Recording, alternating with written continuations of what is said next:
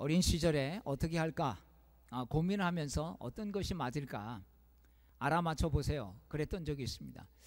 길을 갈 때도 이 길로 갈 수도 있고 저 길로 갈 수 있지만 이랬던 적이 있습니다. 어느 길로 갈까요? 알아맞혀 보세요. 그러다가 내가 가고 싶은 길이 안 나오면 또 여기서부터 시작하죠. 어느 길로 갈까요? 그러다가 또 안 나오면 어느 길로 갈까요를 빼고 알아맞혀 보세요. 뭐 이렇게 하면서 또 하거나 아니면 좀 더러운 짓도 했습니다. 침을 뱉어가지고 이렇게 탁 쳐서 어느 쪽으로 튀면 그쪽으로 가는 이런 장난을 했던 기억이 납니다. 또 뭐 이런 것도 있죠. 나무 잎을 뜯어다가 한다 안 한다, 한다 안 한다, 한다 안 한다. 그래서 마지막 남을 때까지 마지막 한다 이러면 하고 안 한다 그러면 안 하고. 근데 그렇게 해도 마음에 안 차면 또 다른 걸로. 그런 심리 속에서는 그런 게 있었던 것 같습니다. 내가 하고 싶은 대로 되면 하는데 안 되면 다시 해보는. 그래서 결국은 이걸 통해서 알아보는 게 아니라 내가 가고자 하는 것들을 확증해 주기를 원하는 그런 마음 때문에 이렇게 하다가 나는 이쪽으로 가고 싶은데 이게 일로 나왔어요. 침이. 그러면 다시 또 해보고 일부러 이렇게 침을 이쪽에서 치고 그렇게 했던 그런 기억이 납니다. 여러분들도 웃는 거 보니까 여러분들도 똑같이 그렇게 하셨을 것 같습니다. 예수님을 믿고 예수님을 따른다는 것은 무엇이겠습니까? 그래도 내 뜻을 내려놓고 주님께서 원하시는 게 뭘까? 이것들을 아마 생각해 보는 그런 우리 삶을 살고자 우리가 예수를 믿기로 결단한 것 아니겠습니까? 그냥 뭐 주어진 대로 아니면 내 생각대로 살고자 한다면 굳이 예수 믿을 이유가 없을 것입니다. 그래도 예수님을 믿겠다고 하는 것은 그래도 내가 예수님께 의존하면서 예수님 말씀을 따르려고 하는 여러분 이런 믿음의 결단이 아니겠습니까? 그런데 우리가 신앙생활 하면서 고민이 되고 또 때로는 연약함에서 내가 하나님의 뜻을 구한다고 생각하지만 때로는 하나님의 뜻보다 내 생각이 먼저 앞서서 어떤 때는 까마득하게 하나님의 생각을 잊어버리고 그냥 내 생각대로 아니면 환경이 주어진 대로 그렇게 했던 적을 우리가 생각해 봅니다. 예수를 믿고 따른다고 하면서도 그것이 그냥 교리로만 남아 있으면 우리는 그냥 내 생각대로 살거나 아니면 내 생각을 주님이 확증시켜 주기를 원하는 그런 모습으로 살려고 할 때가 있다는 것입니다. 어떤 사람은 하나님의 뜻대로 살고 싶은데 하나님의 뜻이 어떤 것인지 잘 모르겠습니다. 이렇게 말합니다. 여러분 하나님의 뜻대로 살고 싶은데 기도해도 잘 모르겠다는 거예요. 왜 그럴까요? 내가 뭔가 이미 하고자 하는 것들이 많으면 우리는 하나님의 뜻이 잘 보여지지 않습니다. 왜? 내 계획이 내 마음이 먼저 앞서기 때문이지요. 그래서 우리는 또 내가 또 너무 바쁘고 분주할 때는 자꾸 하나님의 뜻보다 내 마음이 급해서 자꾸 그쪽으로 가려고 합니다. 그러면서 이게 혹시 하나님의 뜻일지도 몰라 이렇게 스스로를 위안하면서 말입니다. 어떤 사람은 문제 없을 때는 뭐 그냥 내 뜻대로 하다가 문제가 좀 생기고 어려움이 생기면 그때서야 하나님이 이걸 막으시나 이런 생각을 하고 살아가는 그때서야 하나님의 뜻에 대해서 조금 돌이켜 보려고 하는 사람들도 있습니다. 저는 오늘 어떤 것이 하나님의 뜻인지 오늘 이 본문 말씀을 통해서 함께 살펴보고 또 이것에 대해서 우리 함께 나누고자 합니다. 자, 오늘 읽은 사무엘상 26장의 배경은 이렇습니다. 사울 왕이 다윗을 죽이려고 혈안이 되어 있었습니다. 왜냐하면 다윗을 살려놨다가는 자기의 자리가 위태로울 뿐만 아니라 자기의 아들이 왕위를 이어야 되는데 요나단이 아닌 다윗이 자기의 왕을 꿰차게 생겼기 때문이었습니다. 이를 알고 다윗은 광야로 도망쳐서 정말 숨어 사는 그런 인생이 되었습니다. 광야에서 살다 보니까 비슷한 처지의 사람들을 만나고 그런 사람들 400명과 광야에서 함께 도망자 신세로 살아가고 있었습니다. 그런데 사울이 자신을 잡으러 온다는 그 소식을 어떻게 듣게 되었습니다. 사울이 3,000명과 함께 10광야로 와서 이 다윗을 잡으려고 진을 치고 있었다라는 이야기입니다. 다윗은 정탐꾼을 보내서 이 사울 왕의 이 3,000명의 군대가 어떻게 진을 치고 있는지를 알아보게 했습니다. 그리고는 다윗이 부하 아비새와 함께 사울 진영으로 내려갔던 이야기가 바로 오늘 읽은 이 본문의 말씀이 되겠습니다. 그런데 하나님께서 사울을 깊이 잠들게 해서 무방비로 다윗을 맞을 수밖에 없었습니다. 이때 아비새가 다윗에게 말하죠.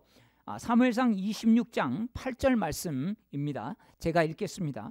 아비새가 다윗에게 이르되 하나님이 오늘 당신의 원수를 당신의 손에 넘기셨나이다. 그러므로 청하오니 내가 창으로 그를 찔러서 단번에 땅에 꼽게 하소서. 내가 그를 2번 찌를 것이 없으리이다 하니, 지금 다윗의 부하 아비새가 말하고 있는 게 뭡니까? 내려갔더니 하나님 깊이 잠들게 하셔서 다윗이 부하들 뿐만 아니라 지키는 사람들까지 다 자고 있는 것입니다. 그리고 창도 그 옆에 다 꼽혀져 있었던 것이죠. 이를 본 아비새가 뭐라고 했겠습니까? 와, 이런 놀라운 일이, 하나님이 오늘에야 드디어 다윗 당신에게 사울왕의 목숨을 붙였습니다. 이제 당신 마음대로 하셔도 됩니다. 이제 오늘부터 이 힘든 광야 생활 끝입니다. 사울 죽으면 우리 인생 바뀝니다. 지금 이렇게 이야기한 것입니다. 우리 주변에는요, 아비새처럼 그렇게 생각하는 사람들이 있습니다. 어떤 환경이 주어지면 그 환경을 하나님의 뜻으로 받아들이는 사람이 있습니다. 물론 여러분, 환경은 하나님이 일하시는 것이기도 합니다. 그러나 환경에서 일어나는 모든 일이 다 하나님의 뜻은 아니라는 것을 우리는 알아야 할 것입니다. 다윗은 주어진 환경, 여건보다 더 중요한 것이 있다고 하는 것을 다윗은 잘 아는 사람이었습니다. 그것이 무엇이겠습니까? 다윗이 9절에서 아비새에게 그 진리를 알려주는데 이렇게 말하죠. 9절 말씀입니다. 성경을 보십시오. 다윗이 아비새에게 이르되 죽이지 말라. 누구든지 손을 들어 여호와의 기름 부음 받은 자를 치면 죄가 없겠느냐 하고, 다윗이 믿고 있는 우선적인 진리의 가치는 뭐겠습니까? 아무리 다윗에게 사울왕을 죽일 수 있는 절호의 기회가 주어졌다 할지라도, 사울을 죽일 기회가 왔다 할지라도 하나님이 세운 자를 죽이는 것은 하나님이 원하는 게 아니다, 이런 말입니다. 다윗은 내가 원하는 상황과 여건이 주어졌다고 이게 하나님의 뜻이 아니라는 것입니다. 그럼 다윗은 무엇이 하나님의 뜻이라고 말하고 있는 것입니까? 먼저 하나님이 세우신 진리가 있다는 것입니다. 그렇습니다. 아무리 상황, 환경, 여건, 조건들이 다 만들어져도 하나님의 변하지 않는 진리가 있는데, 그것은 바로 사울왕이 아무리 악해도 하나님이 기름 부어 세운 사람이라는 바로 이 사실은 변하지 않는다는 것입니다. 하나님이 세운 사람은 하나님이 벌을 주시든 상을 주시든 그의 목숨을, 생명을 주시든 그의 생명을 빼앗아 가시든 하나님이 하시는 것이지 내가 해서는 안 된다라고 하는 이 진리를 알고 있었던 사람인 것입니다. 이 분명한 믿음을 가지고 있던 다윗은 사울을 치는 것도 여호와께서 치시는 것이니 내가 손을 들어서 여호와의 기름 부음 받은 자를 내가 칠 수 없다, 이렇게 분명하게 말하고 있습니다. 여러분, 상황이 만들어졌다고 하나님이 주시는 기회가 아니다라는 것이죠. 예를 들어서 내가 무척 궁핍한 상황이 되었습니다. 근데 돈가방이든 많은 돈가방이든 그 돈을 주었다면, 내가 물질적으로 상당히 어려우니까 하나님 나에게 이렇게 이것을 줍게 하시는구나. 내가 도둑질한 것도 아닌데. 여러분 이게 맞는 생각일까요? 이것은 자신의 가진, 즉 남의 것을 도둑질하는 그런 것을 정당화하는 것밖에 되지 않습니다. 아무리 상황과 환경이 만들어지고 내가 훔치지 않아도 이것을 주었다면 여러분 이것은 오히려 사단이 이런 가운데서도 유혹하고 미혹하는 것일 수 있다는 것입니다. 어떤 취업 준비생이 이런 기도를 드렸습니다. 하나님, 제가 어느 회사에 들어가야 맞는 것입니까? 알게 해 주십시오. 하나님, 어느 회사로 가야 할까요? 어느 회사로, 이렇게 하지는 않았지만 하나님 어느 회사로 가야 할까요? 여러분 이렇게 기도하는 게 맞는 것일까요? 삼성에 가야 하는지, 뭐 LG에 가야 하는지, 뭐 아니면 현대에 가야 하는지, 물론 내가 가고 싶다고 가는 건 아니지만 여러분 어느 회사에 가는 게 주님의 뜻일까요? 여러분 이것은 하나님의 뜻을 제대로 묻는 기도는 아니라는 것입니다. 여러분 회사가 어느 회사는 선하고 어느 회사는 악하고 어느 회사는 하나님이 가라고 지정해 놓으셨고 어느 회사는 가지 말라고 해놓은 회사가 있을까요? 없습니다. 여러분 어떤 회사를 가는가가 중요한 게 아니라 어떻게 하나님의 뜻을 일하는 가운데서 하나님의 뜻을 펼쳐가야 하는 것인지, 그 회사에서 일하면서 기독교인의 거룩함을 지키고 어떻게 하나님 내가 그리스도인으로서 분별해야 하는지 여러분 알게 하옵소서. 이게 하나님의 뜻인 것입니다. 아멘. 여러분 개정교회 제가 부임하고 나서 제가 이런 생각을 가졌던 적이 있습니다. 저한테 뭐 이런 분들이 계세요. 목사님 저기 도시에 살다가 이렇게 또 오시니까 뭐 어떠세요? 뭐 하여튼 여러 가지 어떤 의미로 물어보는지 모르겠지만 답답하지 않으세요? 뭐 이런데 그때 제가 그거에 대한 대답을 뭐 그냥 간단하게 했습니다만 어느 곳에 사는 것이 중요한 게 아니라 어느 교회에서 목회하는 게 중요한 게 아니라 어느 교회 가든지 어디에 살든지 하나님 뜻 가운데서 목회하는 거, 여러분 그게 더 중요하다는 것을 그 질문을 통해서 다시 생각해 보게 되었습니다. 여러분 어디에 사는 게 하나님의 뜻이다? 여러분 이것은 없습니다. 중요한 것은 우리가 그 사는 곳에서 하나님이 주신 마음을 가지고 살아가는 거, 하나님의 거룩함을 지켜나가는 거, 여러분 이게 우리 그리스도인이 가장 중요하게 여겨야 할 하나님의 뜻이라는 것입니다. 아멘. 사무엘하 16장에 보면 다윗은 압살롬의 반역으로 쫓겨나서 도망갈 때 있었습니다. 이때 사울의 친족 중에 한 사람인 이 시므이라고 하는 사람이 도망가는 다윗을 향해 조롱하죠.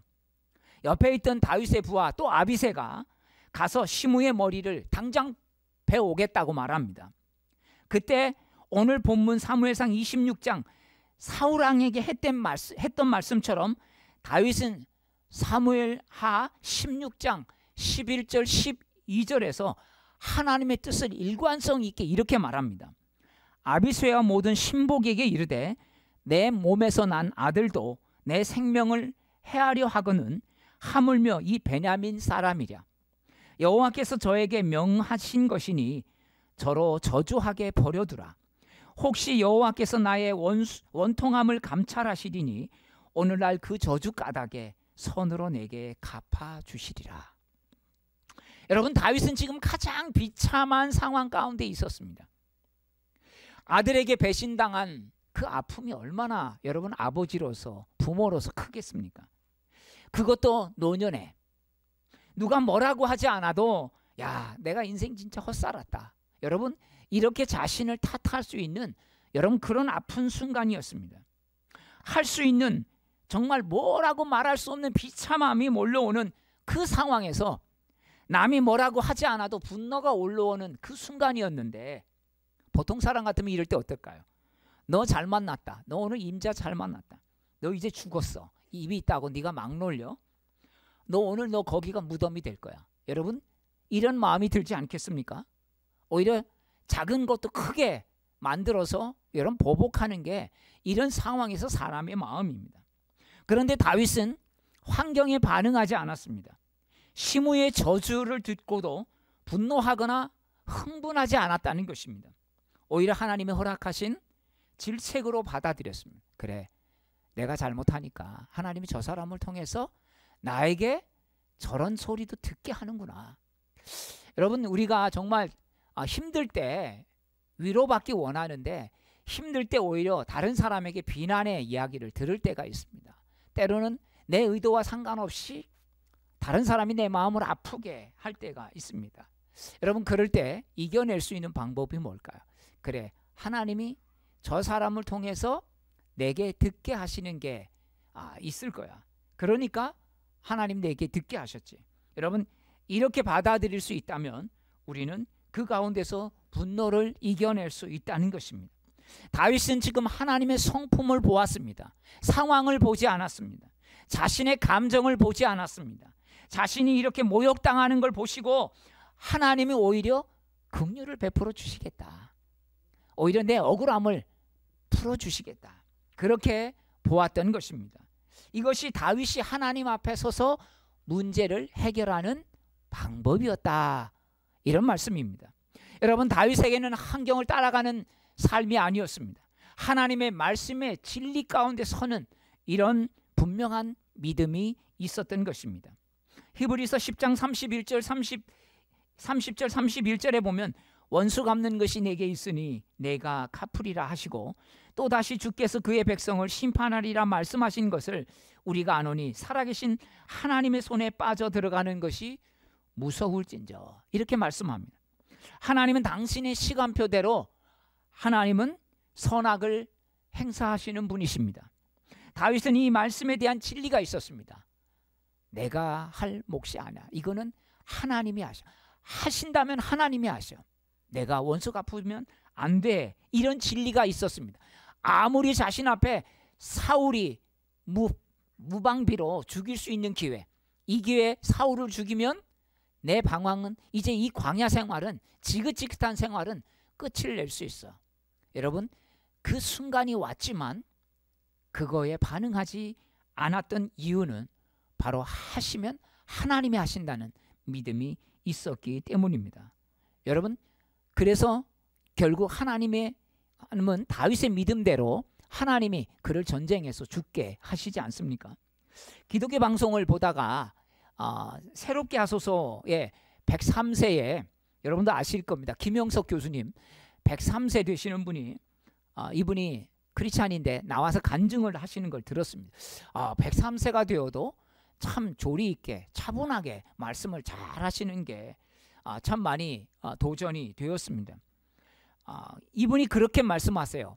자기 주변에는 100세가 넘는 사람이 8명이 있다는 겁니다. 그 사회자가 의외로 놀래요. 아니, 그렇게 얼마 안 될 줄 알았는데 그렇게 많이 있습니까? 그런데 이 8명에게는 자기 발로 다니면서 지금까지 사는 친구들을 보면 공통점이 있다는 것입니다. 두 가지가 있는데, 첫째는 뭐냐면 욕심이 없다는 겁니다. 욕심이 없는 사람이 건강하고 오래 산다는 거죠. 두 번째는 남을 욕하거나 미워하거나 또 그런 감정에 자신의 힘을 소모하지 않는 사람이라는 것입니다. 그 친구들의 공통점이 그런 사람이라는 것이죠. 욕심이 없고 다른 사람을 미워하는데 자신의 힘을 낭비하지 않는 사람. 이런 사람이 이렇게 건강하게 오래 사는 걸 자기는 이 8명을 통해서 보았다는 것입니다. 여러분, 사람의 분노는 마치 자신의 손 뱀과 같다는 말이 있습니다. 이 뱀은 남을 물게도 할 수 있지만 자기의 손을 물 수도 있다는 것입니다.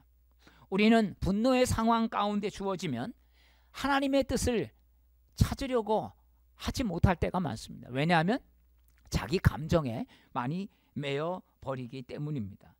여러분, 손에 움켜쥐고 있는 자는 더 큰 것을 주어줘도 여러분, 이것을 손을 놔야만 그것을 잡을 수가 있는 것입니다. 손에 작은 욕심을 꼭 쥐고 있다면 하나님은 다른 것을 우리에게 주어도 그것을 잡을 수 없게 한다는 것입니다. 그래서 우리는 우리 삶 속에 이런 욕심들 내려놓고 하나님의 뜻이 무엇인지를 자꾸 구해야만 우리 마음이 건강하고 또 엉뚱한 것에 우리의 마음을 소모하지 않는 그런 삶이 될 줄로 믿습니다. 어느 목사님 글에 참 재미있는 글이 있어서 여러분 소개하려고 합니다. 한국 프로농구팀의 유명한 감독인데요. 이분이 에피소드를 어느 분이 쓴 글을 읽은 적이 있습니다. 꼴찌하는 팀이 지명권을 제일 먼저 갖게 되는 그런 드래프트 제도가 있는데, 전에 어느 SK 농구단 유명한 S 선수를 보유했습니다. 원래는 제가 이름을 아는데 이름을 거론하지 않는 것은 방송에 나가면 자꾸 이게 뭐 요새는 명예 뭐 이런 부분이 있다라고 해서 이름을 좀 S라고 썼습니다. 여기에 신인 유망주였던, 이게 꽤 오래된 이야기입니다. H 선수가 있었답니다. 대학을 졸업하고 대학에서 워낙 인기가 있었고 신인으로서는 거물급이었다는 거죠. 그래서 이 선수를 데려가면 제일 팀에 큰 힘이 될 거라는, 단번에 우승도 할 수 있는 그런 선수였다는 것입니다. SK가 이 지명권을 통해서 H 선수를 제비를 뽑기를 통해서 제비를 뽑았습니다. 그러니까 이 감독이 제비를 뽑기 전에 담임 목사님에게 가서 안수를 받았답니다. 목사님, 제가 내일 이 지명 선수를 뽑는데 정말 저 선수를 지명 이렇게 제비 뽑기해서 꼭 뽑게 해주십시오. 그래갖고 안수를 받았답니다. 근데 안수를 받고 나서 뽑았는데 그 선수를 뽑은 거예요. 정말 뽑고 싶은 선수를 뽑으면서 이 감독이 이젠 내 시대가 왔다, 이렇게 이야기했다는 것입니다. 그런데 이 선수가 예상 밖의 저조한 성적을 내어서 이분이 감독 자리에서 쫓겨나고 말았다는 이야기입니다. 목사님에게 안수기도 받고 또 원하는 대로 거물 신인을 뽑았는데 제대로 안 된 것입니다. 이게 도대체 어떻게 된 거냐는 거죠. 하나님의 뜻은 어느 팀에 누가 지명되는가 있는 것이 아니라는 것입니다. 이 선수가 이 팀에 와서 어떻게 하는가에 따라 달라진다는 것이죠. 감독은 선수들이 어느 팀에서 오든 새로운 선수와 기존의 선수들이 잘 화합을 해서 팀을 잘 이끌어 갈 수 있는 것, 여러분 이것이 하나님의 뜻이라는 것입니다. 어느 누가 뽑히고 이런 게 하나님의 뜻이 아니라 이 사람이 와서 또 감독이 기존 선수와 새로운 선수들이 잘 서로 합력하고 서로 화합해서 잘 이룰 수 있는 것. 왜냐하면 운동은 혼자 하는 운동이 아니기 때문이죠. 특별히 농구는 더 그렇다는 것입니다. 여러분, 결혼해서 10년 20년을 살면서도 내가 진짜 이 사람하고 사는 게 맞나, 내가 이 사람하고 진짜 결혼 괜히 했다, 여러분 이렇게 갈등만 하는 사람들이 있습니다. 지금 하고 있는 일을 가지고 또 이게 언제까지 해야 되나, 이런 사람이 있습니다. 여러분, 이러면 힘든 인생이 될 수밖에 없습니다. 하나님의 뜻을 우리가 다 할 수 없습니다. 진짜 이 사람하고 결혼한 게 맞는지 안 맞는지, 정말 우리는 그게 하나님의 뜻인지 아닌지 참 알기가 어려울 때가 있습니다. 그래서 우리는 아무리 기도해도 내가 최선의 선택을 못할 때도 있습니다. 그러나 여러분, 더 중요한 건 뭐냐면 어떤 것을 선택했든 어떻게 사는지가 중요하지, 전에 내가 이 선택이 맞는지 안 맞는지, 여러분 이거는 이미 선택한 다음에는 중요하지 않다는 것입니다. 지금 내가 이 일을 하고 있는 게 하나님의 뜻인지, 여러분 계속해서 일을 하면서도 고민하는 사람들이 있습니다. 이 일을 할 것인지 말 것인지, 여러분 이거보다 이 일을 지금 내가 어떻게 감당해야 하는지, 이게 하나님의 뜻이라는 것입니다.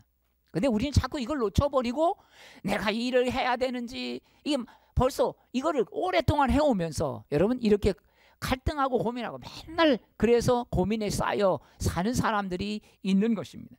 그러니까 이런 사람들은 힘든 삶이 되는 것이죠. 그래서 우리는 하나님에 대한 인식을 분명히 가져야 합니다. 여러분, 그래서 이게 뭐라고 합니까? 이게 믿음이라고 하는 것입니다. 때로는 도무지 길이 보이지 않는 상황 속에서도 하나님의 뜻이 보이지 않아도 하나님이 분명 일하고 계시다 하는 사실을 우리는 믿어야 하는 것입니다. 하나님이 가장 적합한 상태로 일하고 계시고, 또 그것 때문에 내가 주님 앞에 묵묵히 이것을 믿고 나아가면 묵묵히 일할 수 있는 힘이 주어진다는 것입니다. 그래서 고통 속에서도 인내하며 욥의 고백처럼 내가 모태의 적신에서 나왔은즉 주신 자도 여호와시요 또 취하신 자도 여호와시니 여호와의 이름이 찬송을 받을지어다. 여러분, 이런 것들이 우리의 고백이 된다는 것입니다. 그래서 사도 바울은 무엇이든지 감사로 받으면 버릴 게 없다. 여러분, 이렇게 말씀하고 있습니다. 내가 이게 지금 맞는지 안 맞는지. 여러분, 우리는 끊임없이 이런 고민만 하면 정말 그것에 대해서 하려고 하는 에너지들이 고민과 함께 다 분산되어 버리고 지금 하는 것도 제대로 못해서 계속 그걸 통해서 문제가 여러분 생기는 것 아니겠습니까? 점쟁이는 콕 집어서 이야기해 줍니다. 그러니까 사람들이 시원해하죠. 이게 사실 우리의 욕심이고 욕구예요. 그런데 하나님은 콕 집어서 우리에게 이야기해 주지 않습니다. 이런 것을 하나님은 아는 차원보다 무엇이 되든지 주님 안에서 너가 최선을 다하는 것, 서로 협력하는 것, 여러분 이것이 하나님의 뜻인 줄로 믿습니다. 우리가 거창한 것에서만 하나님의 뜻을 찾으려고 한다면 우리는 그것이 잘 안 보일 때가 많습니다. 그래서 사람들은 중요한 일을 앞두고 막 기도하죠. 중요한 일을 앞두고. 그래서 뭔가 이 기로에서 선택하는 걸 좋아합니다. 하나님 어느 길로 갈까요? 근데 더 중요한 것은 뭐냐면 여러분 우리 일상 속에서 우리가 삶을 하나님의 마음을 가지고 살아가면 여러분 더 진리에 가깝게 다윗처럼 그렇게 살 수가 있다는 것입니다. 열왕기상 11장에 보면 솔로몬이 제국의 수많은 건물을 건축하기 위해서 여로보암을 감독관으로 세우죠. 그런데 여러분 이게 잘못됩니다. 왜냐하면 이 여로보암이 결국은 나라를 나누는 여러분 역적이 되기 때문이 아닙니까? 하나님께서 내가 그를 통해서 나라를 나누겠다 그렇게 말씀합니다. 이를 솔로몬이 놀래서 깨닫고 이 여로보암을 잡아 죽이려고 했지만 여로보암은 이미 알고 다른 나라로 도망가서 피신해 있었습니다. 그래서 솔로몬이 죽을 때까지 오지 않았다는 겁니다. 결국은 그래서 솔로몬의 아들 르호보암 시대에 르호보암과 여로보암의 나라가 북왕국과 남유다로 나누어 지었던 것입니다. 여러분 여기서 우리가 생각해 볼게. 솔로몬이 잘못 선택했을까요? 여러분 선택을 잘못했을까요? 여로보암을? 잘못한 선택을 통해서 일어났을까요? 아니죠. 하나님이 하신 일이라고 하는 것입니다. 근본 잘못은 여로보암을 감독관으로 세운 게 잘못된 게 아니라 하나님이 이방 여인과 혼인하지 말라고 하는 것을 어긴 솔로몬에게 있다는 것입니다. 솔로몬은 이로 인해서 다른 신을 쫓게 되면서 하나님이 너가 세운 여로보암을 통해서 나라를 나누겠다 이렇게 하신 것입니다. 그러니까 누가 세워도 여로보암을 세웠을 겁니다. 왜냐하면 여로보암은 건축의 전문가고 또 일도 성실하게 잘 감당하는 사람이었다는 것입니다. 여로보암을 선택을 잘못한 게 아니라 여로보암의 잘못이 아니라 즉 솔로몬이 오히려 그 선택을 하기 전부터 자신이 하나님 앞에 잘못된 삶을 살았기 때문에 하나님은 여로보암을 통해서 이스라엘을 나누게 된 것입니다. 여러분 우리의 삶도 다르지 않습니다. 단순히 좀 예수님 게을러서 예수님 믿는 거 제대로 못 믿고 예배 좀 몇 번 빠지고 여러분 이런 걸로 여러분 우리 삶이 망가지지 않습니다. 예배 드려도 은혜가 없고 감동의 돌이킴도 없는 이 삶의 태도들이 우리의 삶에서 계속 지속될 때 어떤 문제가 발생하냐면 우리의 삶에 영향을 주고 우리가 잘못된 선택을 할 수 있는 여러분 그런 상태가 된다는 것이죠. 우리로 하여금 하나님의 나라의 가치로 살지 못하게 하면서 결국 하나님의 나라 가치와 상반되는 것들을 선택하는 그런 삶을 살게 된다는 것입니다. 여러분 잘못된 선택을 하고 사람들이 이런 후회를 하지 않습니까? 내가 왜 그때 그런 선택을 했는지 모르겠다. 이건 내가 한 게 아니야. 내 정신이 아니었어. 여러분 그렇게 말하고 있습니다. 지옥으로 가는 길은 가파르지 않다는 말이 있습니다. 만약에 지옥으로 간다면 잘못된 길로 간다면 갑자기 확 낭떠러지가 나타난다면 여러분 누가 그 길을 가겠습니까? 그런데 잘못된 길을 가도 처음에는 모른다는 거예요. 한참 가고 나서야 내가 뭔가 잘못된 길을 들어섰구나. 그리고 나서 뭐라고 했습니까? 난 이제 내 삶을 돌이키긴 너무 늦었어. 여러분 이렇게 해서 사람들이 자포자기 하는 것입니다. 내가 지금 내려가는 인생인지 모르고 내려가면서 하나님과 멀어지고 세상과는 너무나 친구가 되어버리는 이런 삶을 살게 된다는 것입니다. 하나님과 멀어지고 예배 드리는 것보다 우선순위가 생기고 주님께 시간과 물질을 드리는 것 이런 것보다 다른 것이 더 기쁘고 다른 것에 가치를 두고 살아갈 때 여러분 결국 그로 인해서 다른 문제들이 만들어진다는 것입니다. 우리는 하나님이 명백하게 가르쳐 주신 뜻을 무시하면서 가르쳐 주지 않는 것에 대해서는 자꾸 알려고 하는 이런 태도가 있습니다. 미래에 대한 불안 때문에 때로는 하나님 뜻을 알려고 하죠. 하나님 어떻게 해야 합니까? 내 힘든 문제가 앞으로 어떻게 될지 우리는 관심을 갖습니다. 그러나 내 삶이 문제가 없고 편안할 때는 하나님의 뜻에 우리가 관심을 가지지 못할 때가 많다는 겁니다. 여러분, 오히려 편안할 때 우리의 분별력이 더 분명합니다.